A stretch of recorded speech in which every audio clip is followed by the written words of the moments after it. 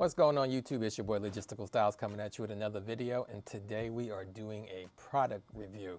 This product came from Betopper. They're the lighting company. They've sent me some lights before. I previously did the long bar light, and this time they've sent me this light right here. This is the Betopper LM120, also known as the Demon's Eye, and it's a really nice, very compact light, and I really like it. I've been playing around with it for a few hours right now, and I've been able to get it working with my DMX setup with sound switch, and I've already been able to mess with some of the internal functions as well. It comes with the light fixture itself. It comes with a PowerCon connector and DMX cable. So I'll turn it around right here. This is what you get a mounting bracket. You get one of these mounting brackets, so you got a lot of variety of ways that you can mount this thing. One of the things I really do like about this light is the fact that it does have some options for mounting. So I'll take these off right here, and we'll take a look at what the light looks like on the bottom. So you've got your rubber feet right here, so you can sit it on the floor, sit it on a truss or something without worrying about it, sliding off. These are rubbery, maybe plastic. I think these are plastic feet, but they still do the job. And then they come with this bracket right here. You've probably seen these on other lights, but they have these thumb screws that help you lock it in. So once you lock it in, you now have the option to use something like an O clamp, and you can use this to mount it to a speaker pole or another piece of truss. So it mounts in just like that. So you can mount it vertically or horizontally, or just hang it down. So you have a lot of options and flexibility as to how you can mount these. Like if I wanted to, I could mount it onto a T-bar, but I don't really like doing that. And these have a little bit of weight to it, so I wouldn't necessarily want to just have these on a T-bar. Maybe something a little bit more sturdy like a truss, but you get the idea. These thumb screws hold it in securely, and they're easy to take off, so you're not stuck with just one configuration. You can quickly switch it over. All right, now I just want to show you the inputs and outputs on the back of it. You have a PowerCon input and a PowerCon throughput, so you can daisy chain them. You've got DMX in and DMX output, so you can do the same thing with your DMX. And you've got a fuse right here in the back that you can replace whenever the time arises.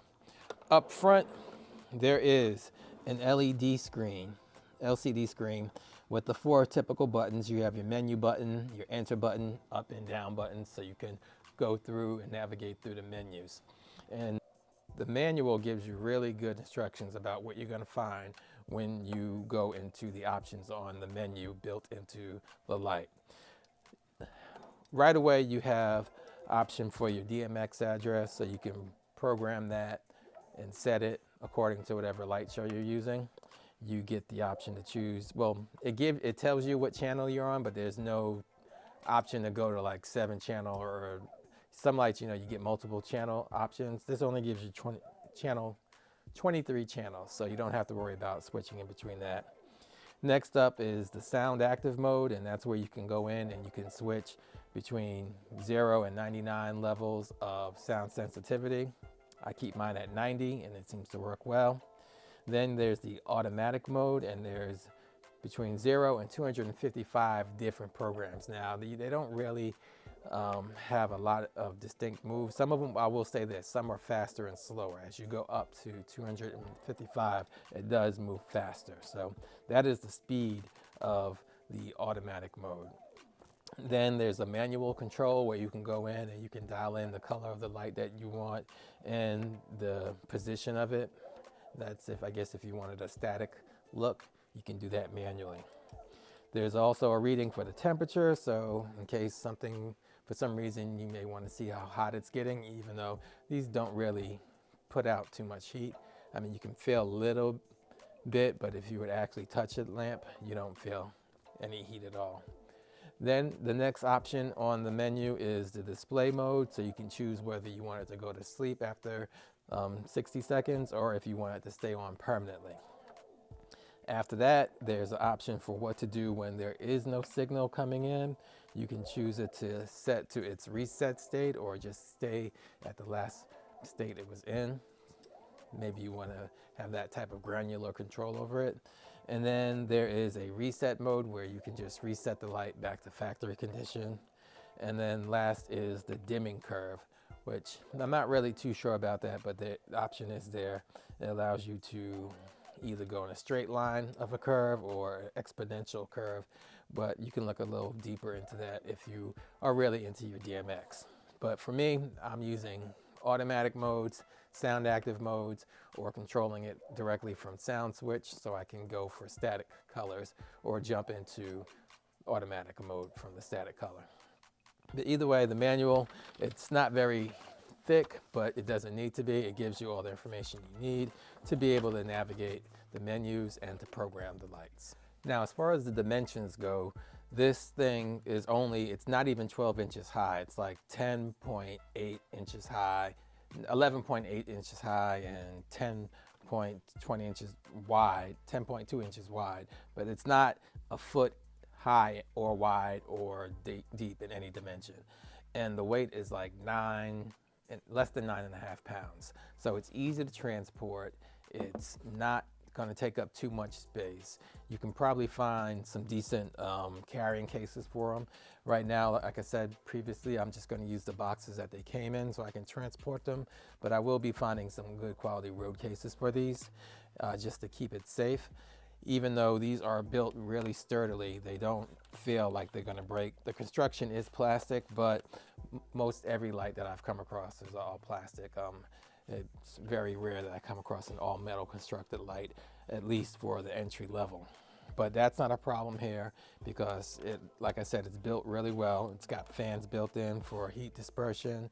It's got a good quality solid build. I don't feel like it's gonna crack or break, and I think this is going to be easy to transport and easy to maintain. There's not a whole lot to do for maintenance. Just keep it dry, keep it clean, maybe wipe it down, make sure the vents aren't blocked, but like I said, it's very low maintenance. Up front, on the front of the light fixture itself, you have this glass that has kind of a bumpy texture, and you really get to see it when it's lit up, but it has an LED that shines out the main color, and then there's like a strip around on the inside where you can see a little pattern happening as well, and it helps you come up with some really nice color mixing. Now, this is an RGBW light, so that means it does red, green, blue, and white, and you're able to do a lot of color mixing in between with all that. Right now, like I said, I do have these set up in master slave mode, and I'm going to turn it on right now. Let's see, and you'll get to see what it looks like when it wakes up. See, it's going to do a bit of a system check. It's going to spin all the way around. One of the really nice things about this light is it does 540 degrees of horizontal movement and 270 degrees vertical movement. So it doesn't just go 180 degrees in either direction. It can go a complete circle and then some all the way around. And then for the vertical, it does have a little down tilt in both directions. As you can see right now, it's just running through the auto mode where it's just doing its own internal pattern. This is the master one, and this is the one that's connected as a slave. So they're going to do the same exact thing, working in tandem. Not only do you have your automatic modes, you also have a sound active mode. You have a control where you can dial in the sensitivity of the microphone. And I've actually tested it, and it does pretty well compared to most sound active modes. Like they're usually just either too sensitive or not sensitive enough. This one gives you 100 different steps of sensitivity. So I like it. I keep it at 90, and that seems to be not too sensitive, but it does catch the beat of the music that's playing. So I do like that a lot. because that's the way I'm going to be going with my light shows from now on. I'm going to have just moving heads primarily with up lighting throughout the room for, you know, room ambiance. But as far as like the dance floor lighting and the energy parts of the night, I want to have moving heads. I'm going to have these two as my washes, and then get two more with gobos, kind of similar to some of the other stuff that you see on the Betopper website. These work really well. I was able to actually contact SoundSwitch and get them to patch it into the list of fixtures in their program, and they got it in pretty quickly. If you look in SoundSwitch, it will show up as Betopper 120 watt